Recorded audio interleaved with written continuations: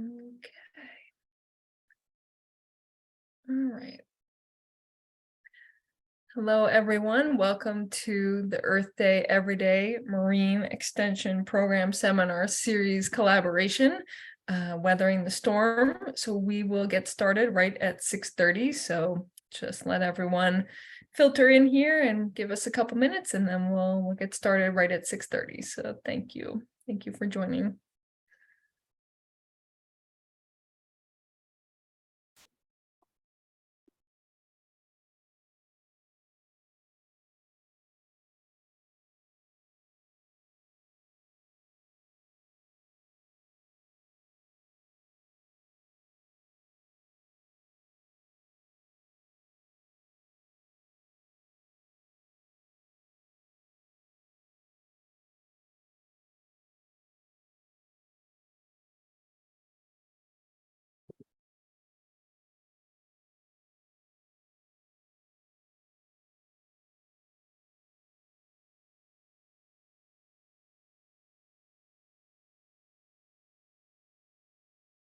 Wow, we already have people commenting in the Q&A, so everyone figured that out. I'll talk about some housekeeping issues once we get started. But yes, we will be using the Q&A feature. There is no chat, it is disabled. So yeah, thanks for getting that up and running. I see our favorite attendee, Joe, is here. Welcome. Yeah, so just bear with us and we'll get started in the next couple minutes. Thank you.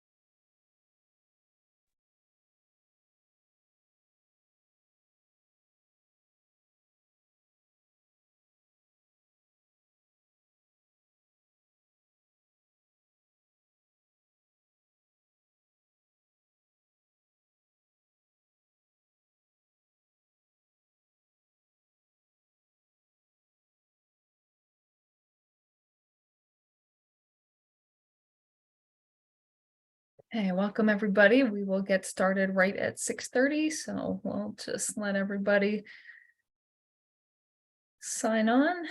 But thank you for joining us on this rainy evening.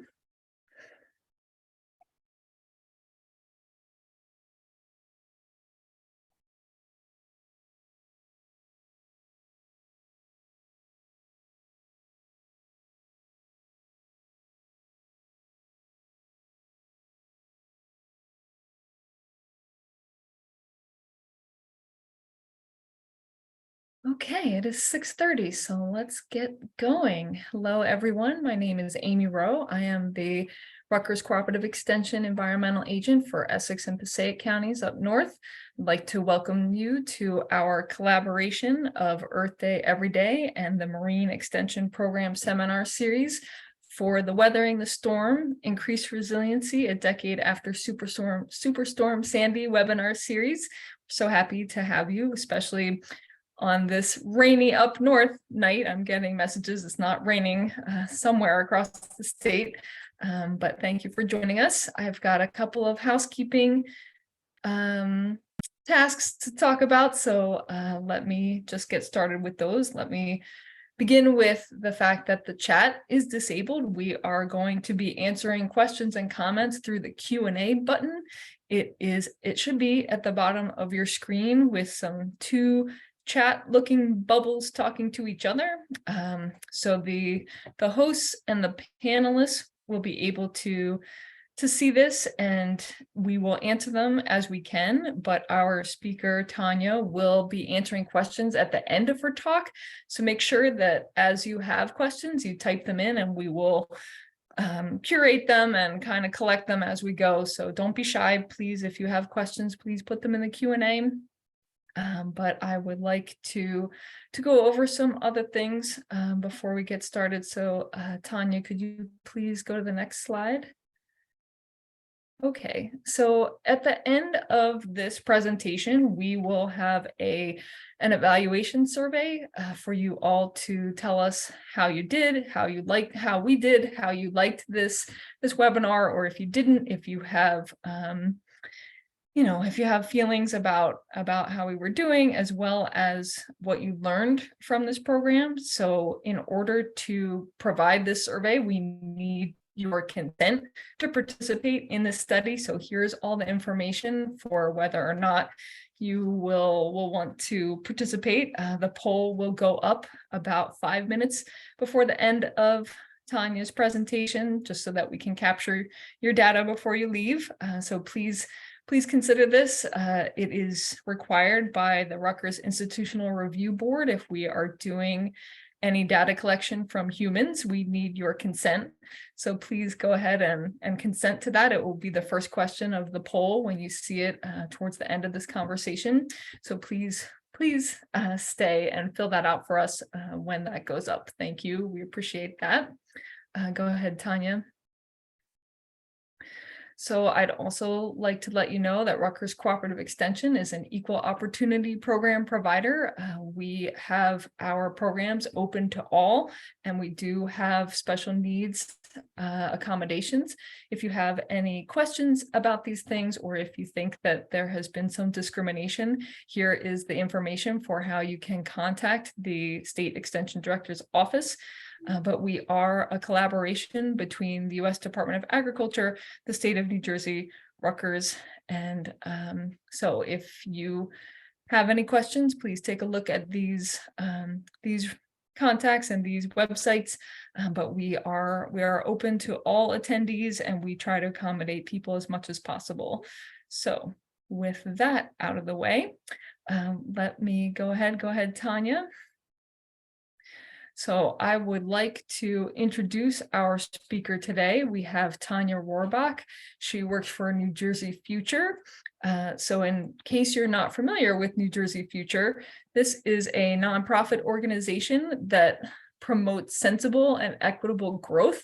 They focus on redevelopment and infrastructure investments so that New Jersey has strong, resilient communities. They work on protecting natural lands and waterways, as well as providing access to safe, affordable, and aging-friendly neighborhoods. New Jersey Future does a lot of work related to stormwater and all kinds of good stuff. So Tanya joins us. She is a community planning manager, and she focuses mainly on climate change adaptation and aging-friendly neighborhoods. She has also worked for the Somerset County Planning Division, and she is also an adjunct associate professor at Raritan Valley Community College. Finally, she is also a Rutgers alumni, so we're very excited to have an ally and friend here. But yeah, let's go ahead and welcome Tanya. And you can go ahead and start your presentation. Thank you so much for being here, Tanya. Hi, thank you very much for having me, Amy, and that great introduction. So my name is Tanya Rohrbach. I am the Community Planning Manager at New Jersey Future, and it is a great pleasure to be here talking with you tonight. I like to just describe a little bit about New Jersey Future first, and Amy did such a great job with that. But I guess I'll just sum it up and say we do advance smart growth principles, which are principles to promote healthy and sustainable communities in a variety of ways across the state. And just to sort of make the point that we do work across the state of New Jersey, both at the state and local levels. And how we do our work is through different approaches, including research. We do policy work, we do collaborating and partnering to do that work and to do advocacy. And we also do provide direct technical assistance to municipalities and to others in this field. I want to start off by saying that in terms of climate planning and really any local planning, communicating with members of the public is critical. So that's why I'm really glad to have the opportunity to do so through this event tonight. And I want to extend my thanks to Amy for inviting me, and of course to all of you for caring about this issue and attending tonight. That really is a first step in any climate resilience strategy is to get engaged. And that means engaging with community members, with community leaders and decision makers, and with partners and professionals to advance local climate resilience.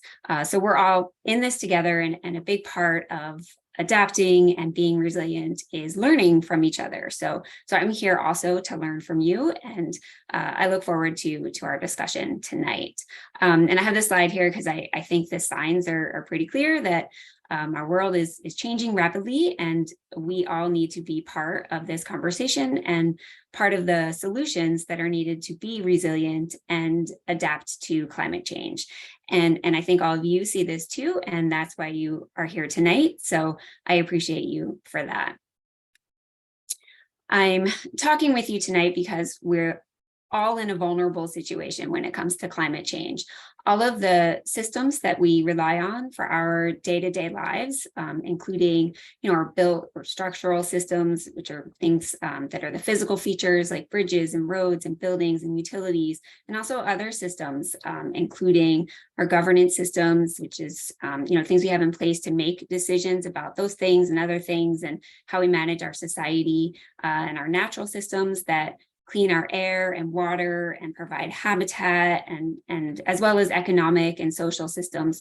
So all of the systems that support the things we rely on for day-to-day life are at risk of being changed in some substantial ways and being disrupted and damaged or made inoperable, especially at the localized scale, due to the effects of climate change. And in terms of climate vulnerability, we often define vulnerability to climate change as a function of three things: exposure to climate-related hazards, sensitivity to those hazards, and adaptive capacity to deal with those hazards. So in simple terms, exposure is the extent that people, places, or systems are touched by or in contact with or disturbed by a hazard. And a hazard would be something like a storm or intense heat or a flooding event.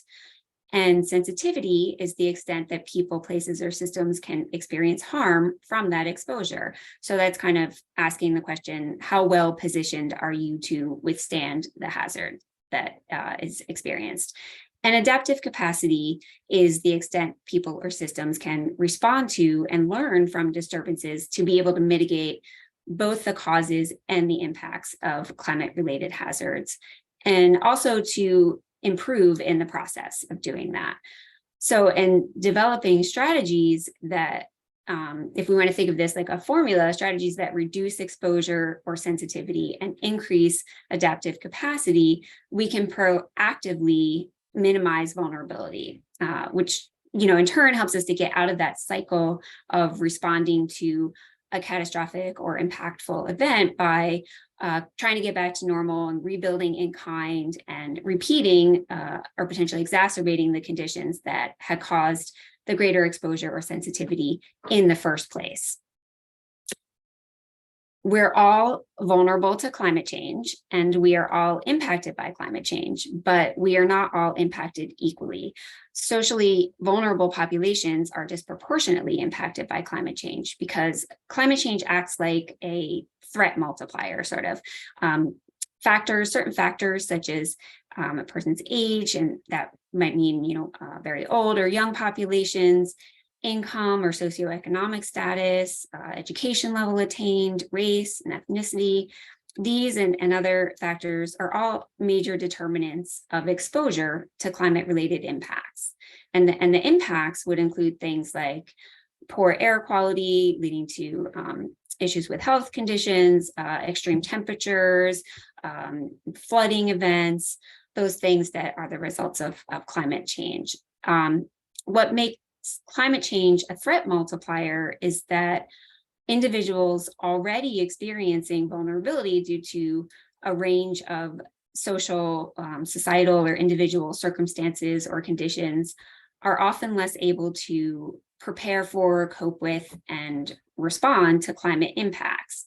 And because of that, the threats that we all face from climate change for those folks are building on already existing conditions that have already increased vulnerability to any stressor. And climate change just sort of adds another layer to that, in effect, sort of acting like a multiplier. This is widely recognized and documented. Agencies such as the Center for Disease Control and the Federal Emergency Management Agency, the CDC and FEMA, have recognized this and provide guidance to practitioners like myself and others, and community leaders and interested individuals in the public to support these populators, or doing work in the fields of climate adaptation, preparedness, and response. The list shown here comes from these resources, and it includes a wide range of community members. So it's not an exhaustive list, and it's important to apply this lens when we're planning for climate adaptation, so that we're able to identify the vulnerable populations that are existing in any particular community, because each community is sort of unique.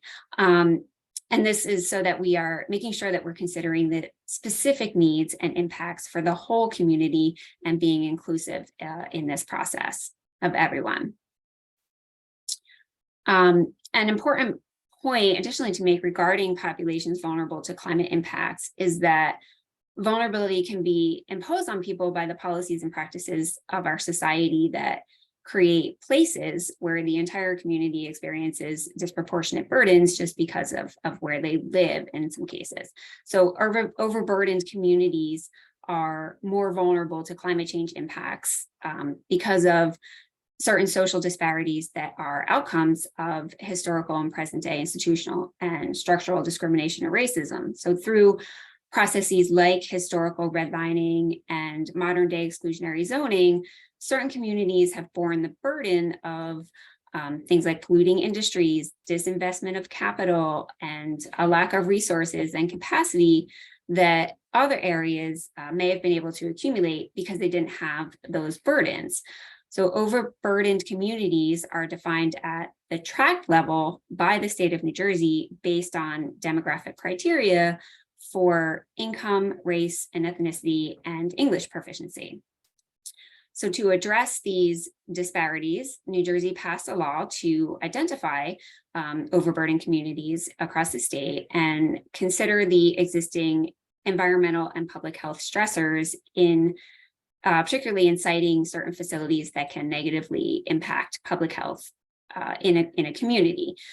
This is a policy to implement environmental justice, and I'm bringing it up because our climate planning and adaptation outcomes also need to do the same thing. New Jersey defines environmental justice communities by 3 criteria, which are presence in a community of concern, such as an overburdened community designation, the presence of disproportionate environmental and public health stressors, such as contaminated sites or pollution generating facilities, and also the lack or absence of environmental and public health benefits. So not having benefits in the community as well. And benefits would be things like parks or trees and access to food or housing or transportation or other necessities. Advancing the goals of environmental and social justice is part and parcel with climate planning, so to speak. So in every community, it's a critical component of climate planning to center those who have been impacted by historical and present day marginalization, overburdening, and underrepresentation. At the local level, this needs to really be taken down to the scale of the particular community. As I said, communities are all unique and different. So there needs to be sort of like and it's part of the climate planning, an intentional research and outreach component to address these issues throughout the entire climate planning process and in implementation of adaptation strategies. So bring it up at the beginning because it's really something to really implement in the beginning phases and initiation of climate planning in a community, because everyone needs to be involved in this conversation, including vulnerable populations and overburdened communities. And as we're having the conversations and as we're doing the climate planning, we need to make that intentional effort to do that. And that goes for, those of us working professionally and for anyone engaged in any way with responding to climate change, with making our communities better or involved in systems change. Communities are, going to be more resilient, more climate resilient when they are environmentally and socially just. So there are many parts of our systems that need to change to move that needle on environmental and social justice and climate resilience in the right direction. And so the kind of main point here is we can't take a siloed approach to this. So as we plan for climate change, we also need to be addressing issues of environmental and social justice through that process as well. In terms of the climate impacts that we need to adapt to, what does climate vulnerability look like at the local level and individual levels in New Jersey? So at state scale, we know that in New Jersey, we'll very likely see more intense precipitation events with greater periods of drought in between. We'll have increased storms along with increasing sea level rise, which will continue the trend of increased flooding. Warmer temperatures will affect air and water quality, which affects public health. And several economies, such as particularly agriculture or fishery, will be affected. So a lot of different impacts will be felt and are being felt across different sectors and systems in New Jersey. And that's at the state scale. So at the local level, when we're thinking about local climate planning, each community will need to assess and prioritize their particular hazards and vulnerabilities while considering the specific impacts they're experiencing or likely to experience as a result of climate change. The impacts that people will experience are varied, and there will be impacts on people, but there will also be impacts on ecosystems and wildlife, impacts on our infrastructure, such as our built systems of roads and water conveyance and facilities and utilities, as well as buildings and structures and built things. Our freshwater and food system will be affected, and so will our local economies and our local businesses. So it really does kind of hit the local level in many ways, as it does hit the state level in many ways in terms of climate impacts.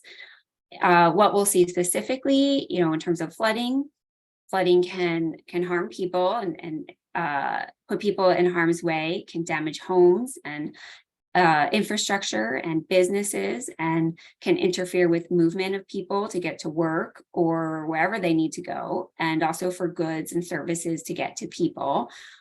Extreme weather with, for example, high winds that can damage property, can put life at risk as well, could also disrupt traffic or business. Drought conditions can damage our crops and our natural ecosystems as well. High temperatures, so we have extreme heat temperatures that can worsen air quality, which particularly harms people with asthma or other health conditions. Can cause heat stress or stroke, can burden the electrical grid to cool homes and businesses when we have extreme heat temperatures. Higher temperature trends can also cause more pests and insects, for example, that can damage crops or diseases that could infect more people, or even diseases on natural ecosystems. And then hotter and drier conditions lead to increased wildfires, which also puts people and property and ecosystems and economies and infrastructure at risk. So it's pretty comprehensive. So there's a lot of things that are going to feel and are feeling the impact of climate change. So how do we kind of address this at the local level? In addressing our vulnerability to climate change, we kind of work through a process. We have to look at the hazards affecting a community and then the capacity of the community to deal with those hazards.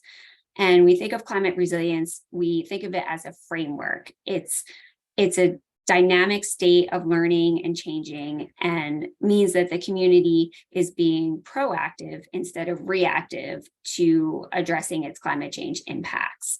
The New Jersey statewide climate change resilience strategy has a definition for climate resilience, and it defines climate resilience as the ability of social and ecological systems to absorb and adapt to shocks and stresses resulting from a changing climate, while becoming better positioned to respond in the future.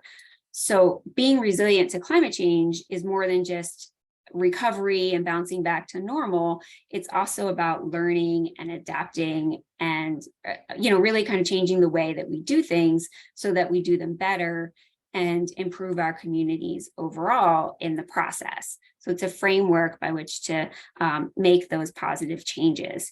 And this graphic, which describes a process of assessing hazards and impacts, and then developing and prioritizing strategies and actions to go ahead and implement a resilience framework, is a good model to work from. It's from the US Climate Resilience Toolkit.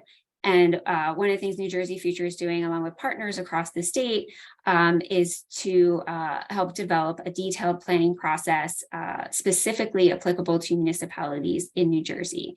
That is so that municipalities in New Jersey can go through a process like this to conduct climate planning through a vulnerability assessment, and to then institute a resilience framework. And I'll talk a little bit more about sort of what that process looks like later, a few slides. So in terms of taking action, once you get through the planning, you want to sort of take some action. Generally, there are two types of responses to climate change in terms of the types of actions that we can take. We can mitigate climate change mainly by removing or reducing the amount of greenhouse gases in the atmosphere to get at those root causes of the rapid warming of the global climate. The other type of action involves adapting to climate change and changing climate conditions and changing conditions and impacts at various scales. So that adaptation would happen, from the global to the local level. Even if we were to be 100% successful on the mitigation side, we're still going to have to implement adaptation strategies because the Earth cycles driving climate change are already set in motion and won't reverse anytime in our near future, even if we completely stopped emitting greenhouse gases today. So next, I'll describe how local communities can tackle this in terms of, the framing of a resilience framework, the steps involved in planning for climate change at the local level, and then some examples of local level adaptation strategies. I talked a little bit about, I mentioned adaptive capacity already. It's the potential of a system to adjust to change, to deal with potential damages, and then take advantage of opportunities while doing it. This is what's going to help us to bounce forward, so to speak, as we adapt to climate change. We're more used to planning with the assumption that the future will resemble the recent past, and that's just not the case anymore. And that's not even the case for the very near future. So we need to take into account projections of future conditions to the best that we can, and we need to adapt based on those. At the municipal level, we especially aren't used to using projections data to make decisions, particularly involving land use or engineering and design, and looking at things like land development applications, like to rely on sort of existing data or historical conditions. We really need to think about, how we're going to use projections in assessing our vulnerability and then adapting based on that.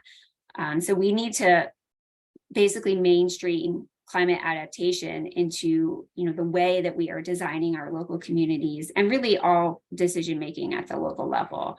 And we need to do this relatively quickly, given the climate path we're already on, as you can see demonstrated in this graph of projected rapid temperature change in New Jersey between now and 2100.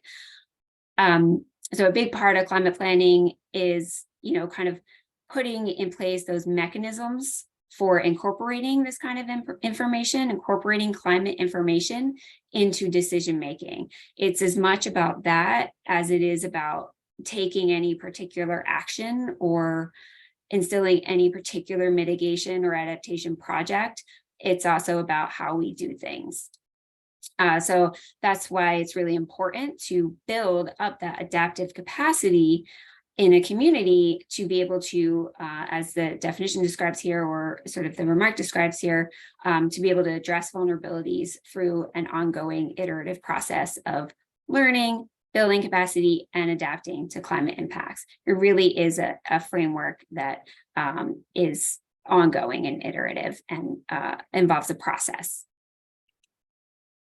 In terms of climate resilience, adaptive capacity can be improved by incorporating climate readiness into local planning and local processes and local procedures. And put into practice, this also means putting a big emphasis on learning as we go and having the operational capacity to be able to do that learning and then to adjust what we're doing based on it. And of course, we need to do all of this in a time frame that makes a difference in the context of climate change. So having a good climate vulnerability assessment and adopting a good climate planning protocol at the local level will help a community to adopt this kind of climate readiness posture. And what this means is, in terms of, what does this look like? It means having the kind of characteristics shown on this slide. Response, being able to respond to events and damages we have to have that. Of course, emergency preparedness and other response measures are critical. So that's something we definitely want to have in place. And then climate readiness doesn't end there. It's also about all these other things. So recognizing and taking advantage of opportunities as they arise. If your community has done a local assessment and planning of your climate hazards and vulnerability and identified strategies, then you know what's needed and can be ready when opportunities come up and to take advantage of them. Maintaining an ongoing and iterative climate planning process. So being iterative is important because it's as I was saying, it's a framework. It's not a single set of actions, but rather more like an ongoing cycle of assessment and action, and then reassessment and learning and response. And all of that is to, factor back into that vulnerability formula, so to speak, to reduce exposure, reduce sensitivity, and increase adaptive capacity. And this, it should be done throughout all the work that the community is doing, and not just sort of when you sit down to do that climate plan, but really kind of institutionalizing this. Also learning, having that learning mindset. This is needed not only for the dynamic nature of climate change and the changing data and changing impacts that may be experienced, but also to understand the needs of your community. Listen and learn from the folks that are on the ground and those being impacted, because we have a lot to learn from that lived experience. Building capacity. So this is, we all need more of this. This is tricky. It's not easy, but it really has to be intentionally done around climate planning and climate strategies. Doing the vulnerability assessment and learning through that process, and also through opportunities to be engaged. For example, like, through this webinar, participation in this, these kinds of things can help build local capacity in terms of climate knowledge. Flexibility. You have to be comfortable with flexibility and being able to pivot in thinking about this. Climate-informed planning inherently recognizes that we have to be ready to pivot, and that would be based on new climate data, new opportunities, rapidly changing systems or conditions, or even an acute disaster event that may need immediate attention and need to pivot. So that's really important to kind of have that flexibility built in and be ready. And then being proactive. Don't wait for that bad thing to happen, because then it's too late. The bad thing has happened. There are solutions and things that can be put in place right now to reduce the community's climate vulnerability. And then you always have to sort of be thinking about how to, kind of advance that and put that in place, rather than just kind of waiting to be reactive to something that impacts the community. So I'll describe a little later some of those strategies. Kind of to sum it up, being climate ready in these ways is what helps the community to have a strong climate resilience framework. As I was saying, resilience isn't a static state. It can't be achieved simply by going through some motions and checking a box to say that we've done that resilience exercise. It needs to be practiced continuously and holistically at the local level. And in that same vein, another key framing principle is to apply systems thinking, which I've been alluding to a bit during this presentation. And that's an approach to thinking about climate impacts in the context of interdependence and how things interact with one another. Things are complex, and we need to recognize that and acknowledge that. And when we're devising strategies or solutions for climate adaptation, we need to recognize that impacts or changes to one component will affect other components that aren't seemingly immediately related. And we need to think about how that whole system is going to be able to perform in the context of climate change impacts. There are, these very real climate-related stressors that have very real impacts on the systems supporting our communities. We need to evaluate that. And that's not only when there's a particular hazard event, but they can also create continuous chronic stress in a community. So it's important to center that climate readiness in relation to, kind of holistic sustainability and to the systemic health and welfare and well-being of your community. And this is a good practice, not just in doing climate planning, but this should really be the foundation of local planning and integrated into kind of all municipal planning and project efforts, because it really does cut across all systems in terms of what the climate impacts will be. Climate impacts widen the gap between the resourced and the under-resourced. Data show that people or communities of lower income or of color experience greater health and financial hardship and long-term disruptions due to climate-related stressors or events. These folks experience the first and worst impacts from climate change, so you really can't reduce climate vulnerability without intentionally addressing this and approaching climate planning from a perspective of equity and justice. I can't stress enough how much a measure of climate resilience is related to how equitable that climate adaptation planning and strategies process and outcomes are for the community. So the whole planning process needs to be equitable and centered on participation by individuals in the community, particularly those who are disproportionately impacted by climate change.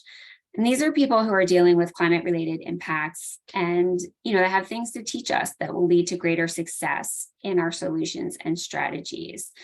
So I say this inclusive participation model is important to implement from the start when you're thinking, when you're doing climate planning at the local level.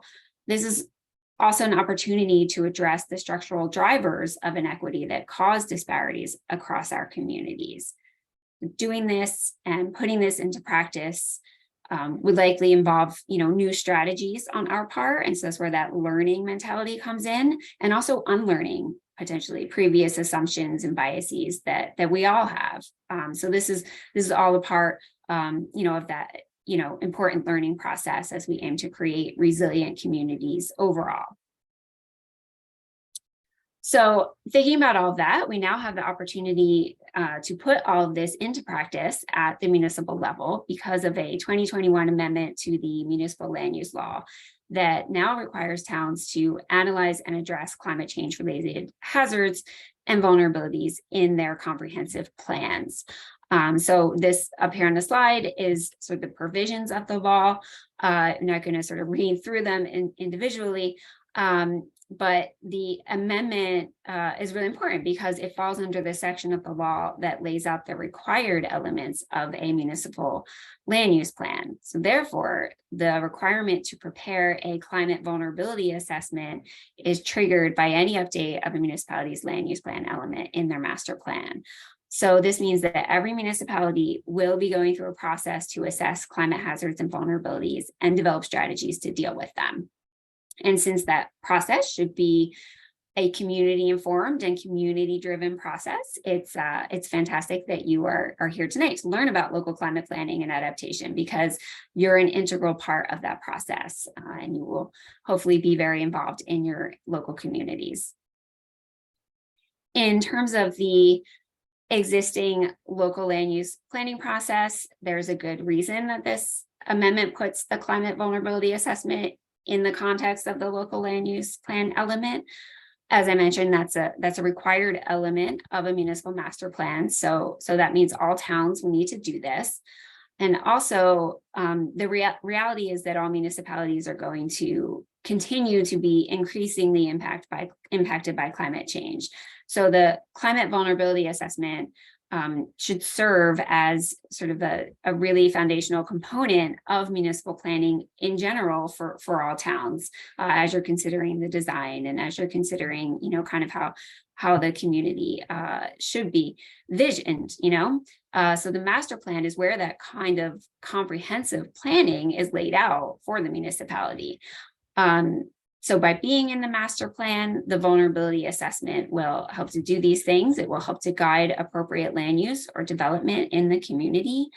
This is important for ensuring that, for example, development isn't put in harm's way, for example, like in projected flood zones, or that it isn't designed in a way that exacerbates the impacts of climate change, maybe for things like contributing to urban heat island intensification. So really, kind of embedding these kinds of issues into that process is important for how we adapt to climate impacts. The vulnerability assessment will also help the municipality to provide for the general safety and welfare of the community, which is a key purpose of the master plan. So it's good to be in this spot as a provision. It will also inform sound investments in the community because the master plan drives the municipal capital improvement plan and budget. And to be effective and successful, the municipality will also need to update all elements of the master plan, as well as all other plans to reflect the vulnerability assessment. So the outcomes of that, understanding what those hazards are and what the vulnerabilities are, and then aligning plans with the climate strategies identified in the assessment. To ensure that this is a guiding force in the design of the community, the municipality will need to institutionalize that climate readiness and that sustainability and resilience framework overall in master plan statements. And these are aspects that are addressed in the provisions of the municipal land use law as well. So it's good that we have this law, and then we're going to be moving forward with this in localities across the state. So a climate vulnerability assessment and going through an inclusive climate planning process to do that assessment and develop appropriate strategies is what's going to put a community on the path to climate resilience. That's the mechanism to get there. It's how we're going to be able to bounce forward. So what does that climate change planning process look like to go ahead and conduct a vulnerability assessment and develop adaptation strategies? Basically, an assessment will look at qualitative and quantitative data to rank the relative exposure and sensitivity and adaptive capacity. Remember those components of vulnerability. So rank those components of, community assets and features to see how they can withstand and cope with climate impacts. Ideally, this would be embedded within a broader climate planning process in the municipality that includes robust community engagement and takes into account broad scope of resilience that includes impacts of all climate hazards. So, for example, not only looking at flooding, but looking at, across the suite of climate impacts and hazards that we'll see in the state or in local communities.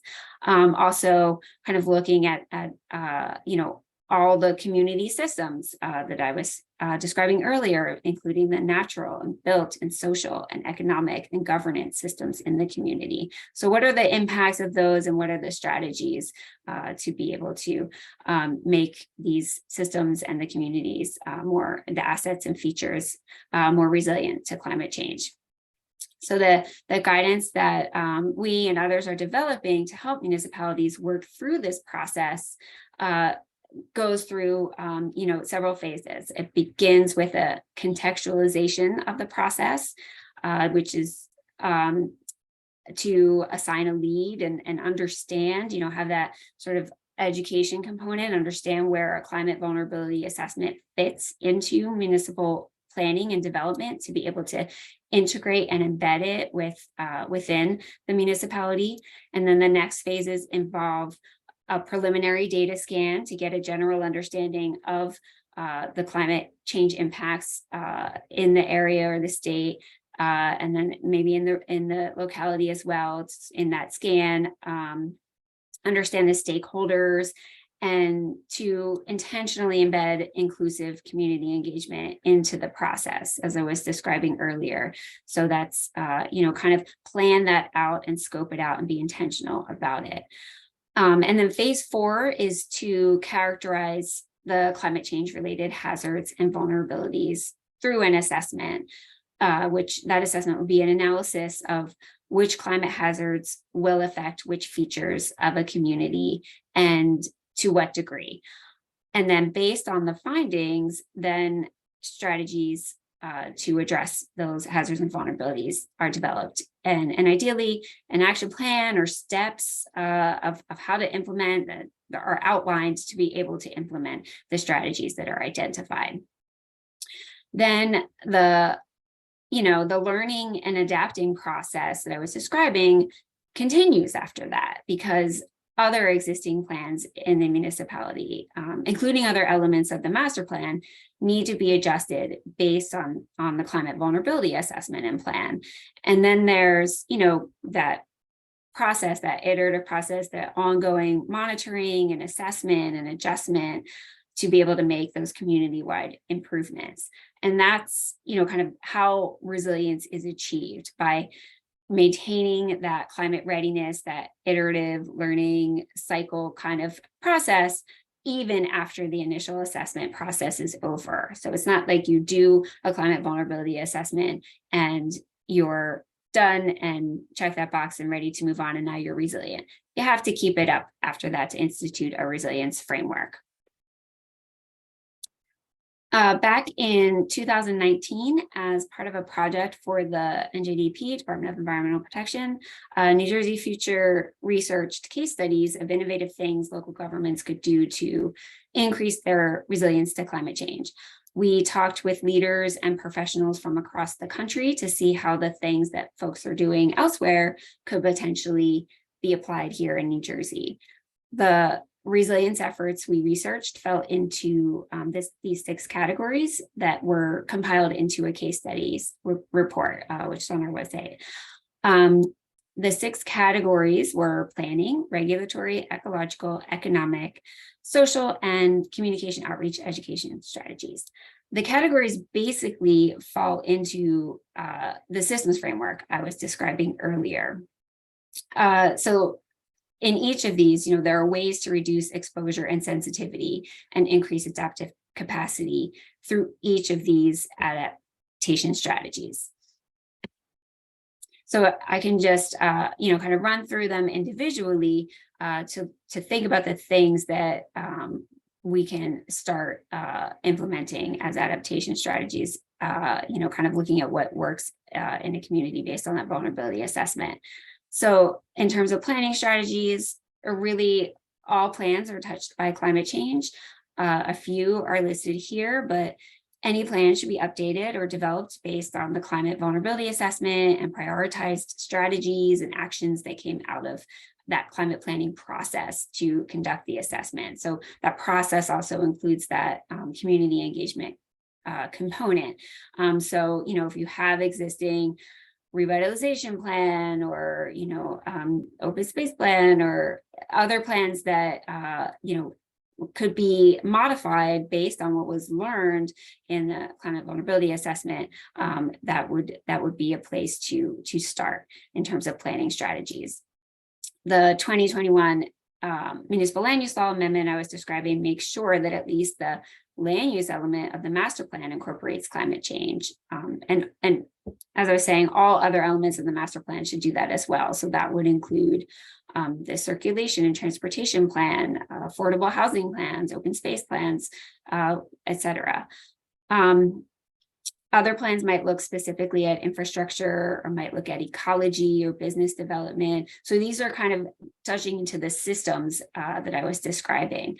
The hazard mitigation plan, that's an important one. That's typically done at the county level, and it should definitely be informed by municipal plans and input, particularly the local climate vulnerability assessment, because that hazard mitigation plan is also looking at climate hazards in terms of preparedness and response. So all of these plans need to align with each other. So those planning strategies will look at ways to do that. Local regulatory strategies involve changes to things like zoning or ordinances so that, for example, development or redevelopment, particularly after damage has incurred from a hazard, is restricted or modified based on the climate hazards experienced by the community. For example, from flooding or by heat island effects that are experienced. Examples of strategies include changes to regulations that are intended to steer development away from existing and projected flood hazard areas, or to create more green spaces that have a cooling effect. And that would be in response to, high temperatures. That would be a good strategy in order to, maybe help with managing stormwater runoff. So these are good regulatory strategies to implement in a community. Regulatory strategies or provisions could also require modifications to structures so that they are less likely to incur damage from a hazard when an event does occur. These are all examples of things that would reduce exposure or sensitivity to climate hazards. Ecological strategies involve the protection and restoration of natural areas and functions.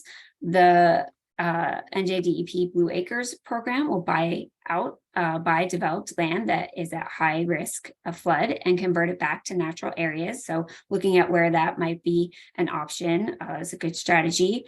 Through the Green Acres program and other land protection programs, natural areas can be strategically acquired as well to advance climate resilience.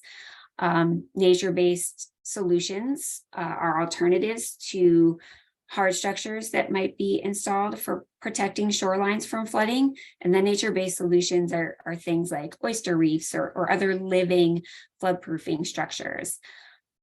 Particularly in terms of flooding, allowing for migration of marshes and floodplains inland as sea level rises and riparian flood zones expand. This will help to buffer existing development in the future from flooding, because even though an area is currently buffered now by maybe a marsh or a natural floodplain area, it may not be in the future as water encroaches and land erodes.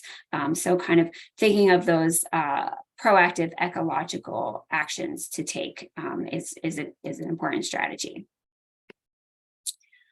Economic strategies often involve identifying what the economic impact would be in the community, for example, through revenue or tax-based loss. If no action is taken once you know what that vulnerability is through an assessment, and you take no action, what costs would incur. From there can be an incentive oftentimes to take action, and that could trigger new strategies once folks are kind of aware of the economic impact that climate change can have. For example, for areas not suitable for development because they are high flood risk or should be ecologically enhanced rather than developed, then something like transfer development rights is a strategy to consider. This is basically a transactional swap of development rights that are associated with a property. The development rights are transferred from one property to another property, typically into a receiving area of high density, where development or redevelopment is more suitable compared to that sending area that may be more suitable for, as a natural area or a buffer area or as a high flood area. In terms of certain industries that may be impacted, like, for example, agriculture being impacted by pests or by changes to growing season, then strategies may include better practices that are going to maintain and sort of boost the overall health and integrity of that system so that it can better withstand the impacts. For example, in the case of agriculture, that might mean building up the soil fertility and increasing natural biodiversity, or practicing crop diversification to enhance pest resistance, because we're going to potentially see more, kind of pests and diseases. So those are some examples for that industry. In areas where there's natural areas, cultivating business around sustainability could be done through something like ecotourism. That would be a good strategy for places that have natural areas or features to be able to do this, to enhance that economic system. And in urban environments, you may not be able to, do that, may not have those kinds of features, but adding green spaces and pedestrian-friendly environments will, kind of help the business community, can increase foot traffic to businesses, to your business district, at the same time that it can help control stormwater runoff and reduce heat island effect. So that has, multiple benefits for doing something like that. And investing smartly by prioritizing infrastructure projects in higher density centers outside of projected flood areas, and where, key economic assets and mixed use development should be concentrated. So having that type of approach to development and business development and concentrating it will help to redirect development investment based on climate risk in some communities as well.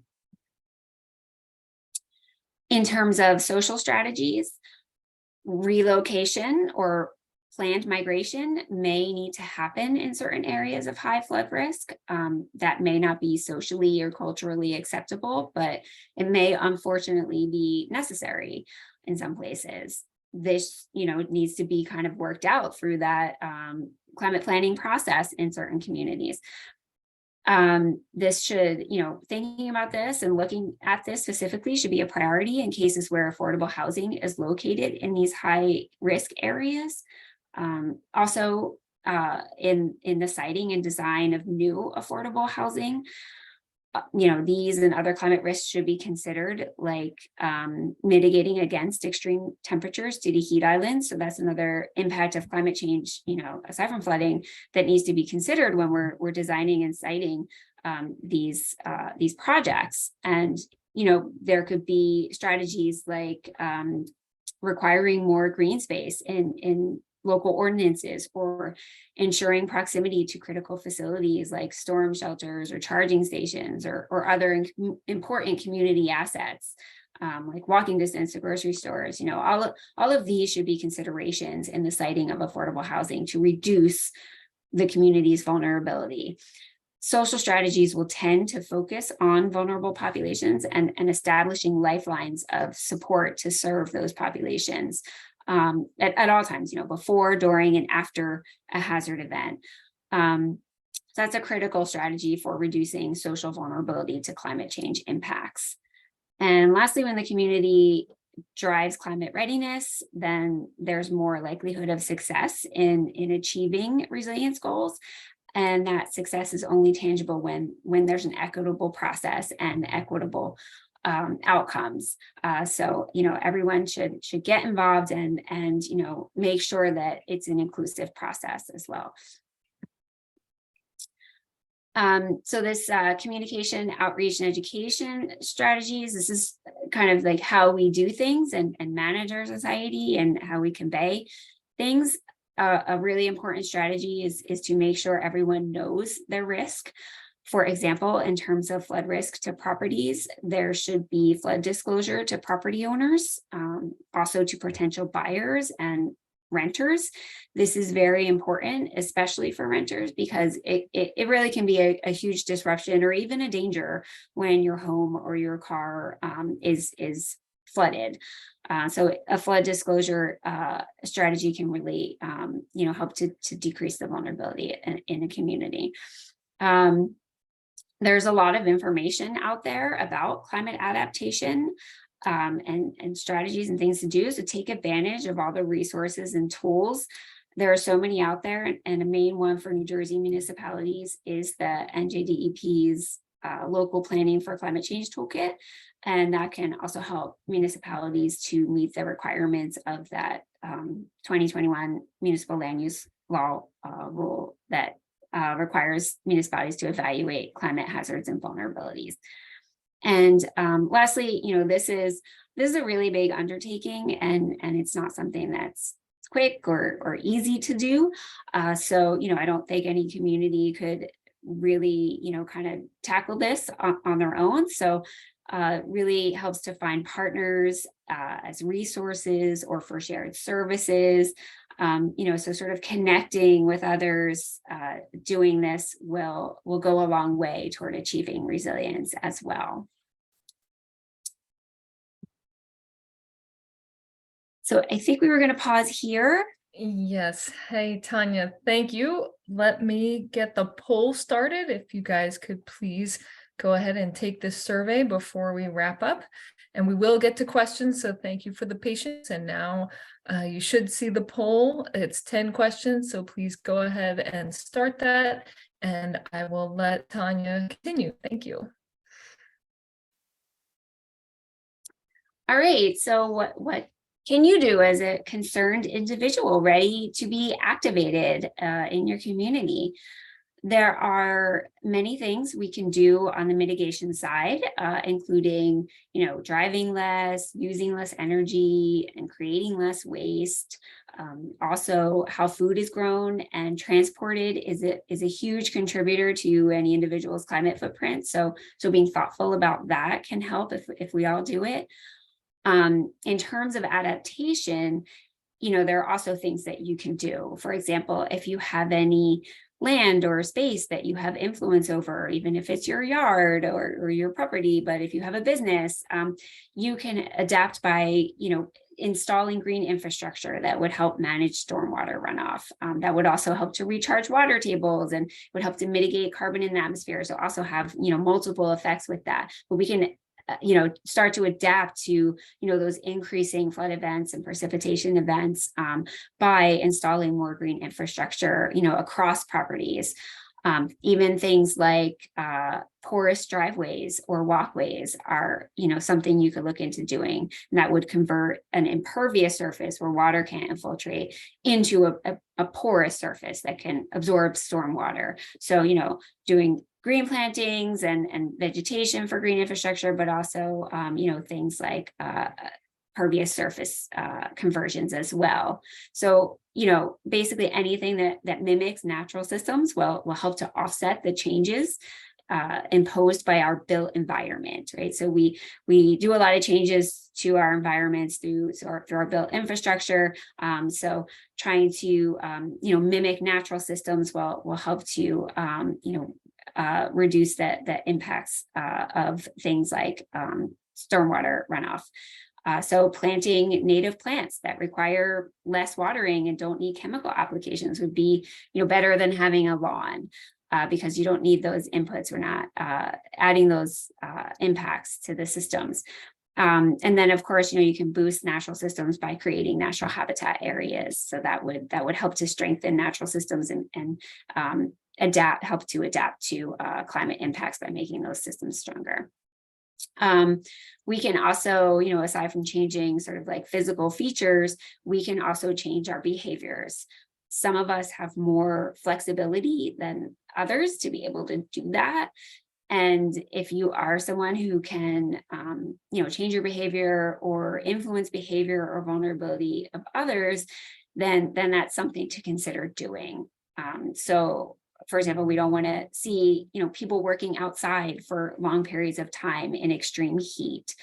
So we want to make sure that, that vulnerability is not created by, mandating folks to be working long periods outside when the temperatures are really high. We don't want to see more cars on the road than there needs to be. So reducing vehicle miles traveled. And we don't want to put, any more greenhouse gas emissions into the atmosphere than we need to, right? So we can sort of do things that help both that mitigation and adaptation component. So you can take actions to reduce your individual exposure to climate hazards. So whether that's, your own exposure or, maybe others in your community. So we can reduce the number of cars in communities, and we can build in more sort of compact designs so that we are sort of enhancing those systems and making them stronger and less vulnerable to climate change impacts. And then, we can also install energy efficiency measures in buildings and things like that. So there's lots of, kind of individual actions that we could do. But, one of the key things that you could do is you can get involved, just like you are tonight. So also in the local climate planning process in your community, if it's not already on the radar of your community, bring it up, help champion a community-wide effort to embed climate resilience, starting with that climate vulnerability assessment. Larger scale climate changes are needed to reduce climate emissions and help communities adapt. But there are things that you can do as an individual, and we won't be successful in either, climate mitigation or adaptation if all of us as individuals aren't also changing our behaviors as well. So appreciate you coming to learn about this tonight, and hope that you get engaged in your communities. So here's my contact information. Thank you for your time tonight. If you'd like to connect with me, please feel free to send me an email, and I'll turn it back over to Amy.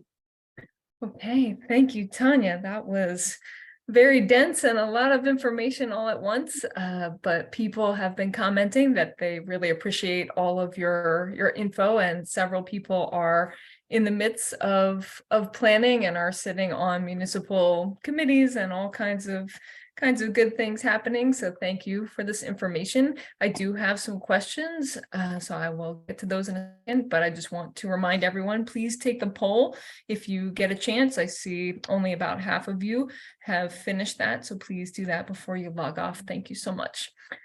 So my first question comes from Pat. What is the required time frame for finalizing the land use element of the master plan? Do they have a year to resolve this? I want to work on this in my town, but I need to find the new element. So that doing that vulnerability assessment is triggered by any update to the land use element, the master plan. So there isn't, a timeline. It's when that update is adopted, this vulnerability assessment would need to be, conducted and adopted at that time as well as part of that land use element. Okay, thank you. Now I have a question from Nicholas. Hopefully you know what this acronym means. Are you going to mention SUP as an economic benefit? I don't know what SUP means. Okay, well, if Nicholas is still here, if you could please put in the chat what that means, that would be great. But we've got a couple more questions, so let me get to that. Do you know anything about the predictions regarding saltwater intrusion into water systems in New Jersey? I don't know anything about the specifics, but that is definitely, especially for coastal community, you're going to want to look at that kind of thing. And so there's going to be specificities for what is relevant in a particular community. And saltwater intrusion is definitely one that is very important in terms of climate change impacts, and that obviously affects, the water quality and water quantity, and agriculture and other industries. So yes, I don't know, sort of the science around that or the specifics of that, but that is certainly something that should be part of climate planning. Okay, thank you. Ginny wants to know, have you contacted mayors of New Jersey towns and cities about all of this information, and has it been shared with them? Yeah, well, I have not contacted all of the mayors, and I think that this information was announced through the typical mechanism that sort of all new regulatory requirements are announced in the state. So I think towns are aware of it. We at New Jersey Future are, kind of like I said, working through this process with partners to figure out what is the best guidance that we can provide for municipalities. And so as we're kind of coming to that and getting that guidance put together, we will be, yes, reaching out to municipalities to make them aware of the guidance, because it's kind of hard to ask folks to be doing this when there isn't parameters around it yet. So that's why it's important for us to be developing, sort of like a process to help folks walk through it, because it is pretty involved. So we want to hold off on that, kind of intense outreach and marketing until we have that assistance and guidance for municipalities to rely on. We are talking with certain municipalities that have gone ahead and moved forward with this. And, so we're kind of in conversation with the folks that are pioneering and out in front in doing this. But that's a great point. Like, we do need to get this out there, and we will launch that campaign when we have more specific detailed steps. Okay, thank you. So I have heard from my colleague Steve here that the SUP is a shared use path, so a non-motorized use, greenways and trails. So let's go back to his question. Are you going to mention SUP as an economic benefit? Are you familiar with that? I'm not familiar with that term, but yes, pedestrian oriented development. I feel like that kind of is included. Maybe the shared use path is included in that. So designing places to be compact and not for cars, for people. And so people may be traveling on foot, on wheelchair, on bicycle, on, GoPed things. Yeah, I think that those kinds of things may have been sort of siloed, may have been like siloed approach to thinking about those, but that kind of design could be a strategy in climate planning. So it really needs to be, those kinds of things need to be integrated into the strategies and thinking about this. Okay, thank you. So we have a question from Anonymous that says, it sounds like land use can be used to force people out of their homes. Is this the intent, forcing people out of their homes? There are some municipalities taking this approach. I don't know any specifics about municipalities doing that, but I don't think that's the intent. I think that there's a genuine desire to help get people out of harm's way. I mean, we saw the devastation that was caused by, our events, flooding events and storm events. So I think that, again, it's sort of strategies to reduce that exposure. And so I don't think that there's any intent to force people out. And that's why it's a community engagement process is really emphasized in this. But I mean, making people aware, if you have a 50%, even a 20% chance that your property could be destroyed in a flood event, I would want to know that, and that may influence people's decisions. There's there's strategies that individuals need to take and things that individuals need to weigh and things that municipalities and local and state governments need to weigh in terms of, maintaining those roads. There needs to be ingress and egress, for events and things like that. So location is important, unfortunately. So the intent isn't to force people out of their home, but we have a reality to face, and it is what it is. Okay, real quickly, now we have an update from Nick clarifying that an SUP is a municipal stormwater utility program Oh, yeah. dedicated to drainage improvement. I apologize, I didn't recognize that term either. So could you address that, please? Yeah, well, it was funny because as I was talking about that slide, I was like, oh, I forgot to put stormwater utilities on this slide. I need to update that. And I realized I was like going a little over on time. Sorry about that. So I just, you're absolutely correct. So stormwater utilities are an important strategy to consider for all municipalities, and that would essentially, sort of create a funding mechanism for these improvements, for managing stormwater, green infrastructure improvements, other kinds of improvements as well. So there's a lot of great information about stormwater utilities, and municipalities should definitely be looking at this because there are going to be costs incurred with the climate impacts. And this is something that's needed to build that capacity. This is that capacity component. Absolutely. Thank you. Thank you, Nick, for the patience while we clarified that. Thank you so much, Nick. Yeah. So John has a question. If a municipality does not do an assessment when they change the master plan, are there any consequences? I don't want to, I'm not, the enforcer, so I don't want to speak to that, but I don't believe there have been any, that's not in the provision. That's not in the regulation. But I think that there will be, sort of programs attached to this. There will be, sort of, there will be consequences, probably. I don't know exactly what they are, but there would probably be consequences to not conducting this. Okay, thank you. So Ralph has a good question. Is there mandated training for planning board members about the climate change planning process? And are there grants in place now to help towns do this type of planning? Yeah, it's a great question. There's not that I know of any mandatory training, but that is something that we're also, trying to look at. How can this technical assistance component be provided to particularly the planning boards?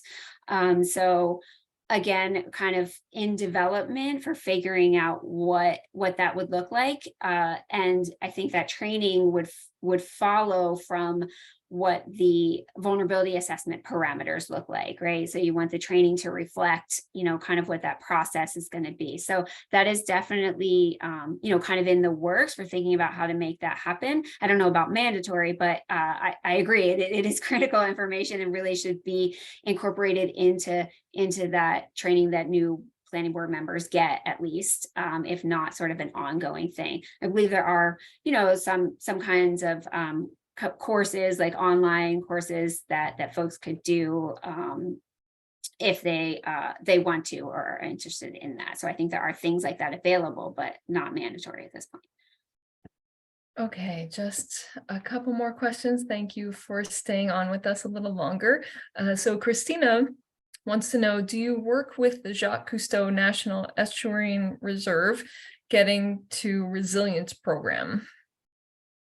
Yeah, we New Jersey Future partners with that organization. So we, we work with them to develop guidance and to kind of look at what these issues are. We don't do on the ground, regular basis on the ground work with them, but we certainly partner with that organization and recognize that, the process that they have for working with communities, should align with, with the recommendations and guidance that we would put out there for doing these vulnerability assessments. Okay, well, thank you. Those were all the questions we've had come through, although Steve has been answering some of them. Thank you, Steve. But I do have some comments coming through. Thank you. Great presentation. Thank you for this interesting and informative presentation. So we really appreciate you taking your time to hang out with us tonight and provide all of this very useful info and resources. And I did want to put in the chat the reason that I reached out to Tanya in the first place was a very cool publication that New Jersey Future has put out that Tanya actually mentioned in her presentation is the Local Options, Local Actions, Resilience Strategies case studies that Tanya helped author. So I'm going to put the link here in the chat.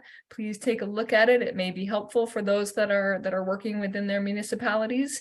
And I'd like to thank everyone for coming. Please let's thank Tanya. Please let's finish the poll if you can before you log off.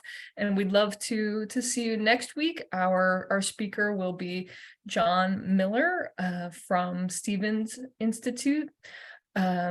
Talking about living shorelines and how they are helping us have some climate resilience and how that's been going since Sandy. So thank you. Thank you, Tanya, again. Thank you to my colleagues, Sal and Steve, and Michelle is also on the line. Thank you all. And we really appreciate you. And thanks again for supporting this program, Tanya. We appreciate you being here. Thanks for inviting me, and thank you for having this. Yeah, great.